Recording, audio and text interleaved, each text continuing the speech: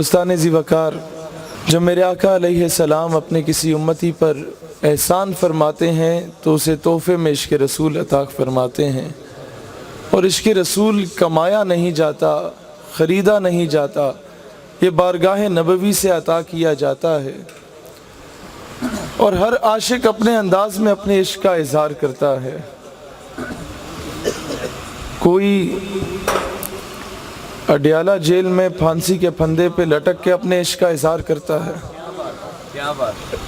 کوئی علم و دین کی صورت میں میاں والی کے جیل میں جا کے اپنے عشق کا اظہار کرتا ہے، اور کسی سے رہا نہیں جاتا تو اسٹڈی ویزا کے بہانے جا کے گستاخ کو جرمنی میں واصل جہنم کر کے اپنے عشق کا اظہار کرتا ہے۔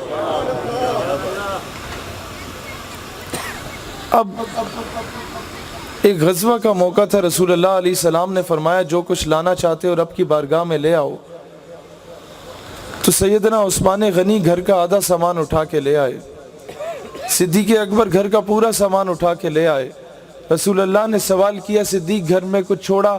کہتے جی یا رسول اللہ سب کو چھوڑ دیا گھر میں۔ کہتے سب کچھ تو ادھر لے آئے تو گھر میں کیا چھوڑا؟ کہتے ہیں پروانے کو چراغ ہے، بلبل کو پھول بس، صدیق کے لیے ہے خدا کا رسول بس۔ اور پھر ایک صحابیہ کے پاس کچھ نہیں تھا، اپنا دودھ پیتا بچہ اٹھا کے لے آئی۔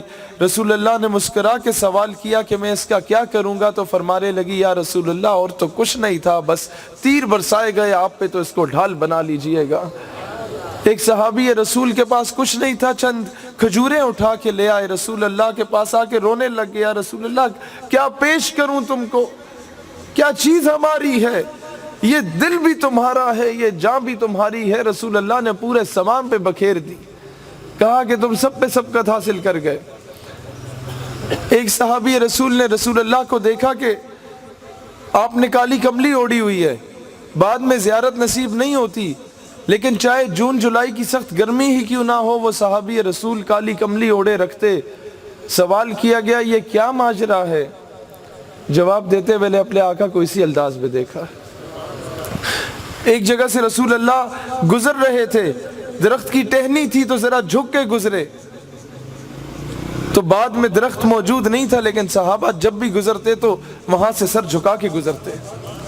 اب کوئی پوچھے کس کتاب میں لکھا ہے ایسا کرنا؟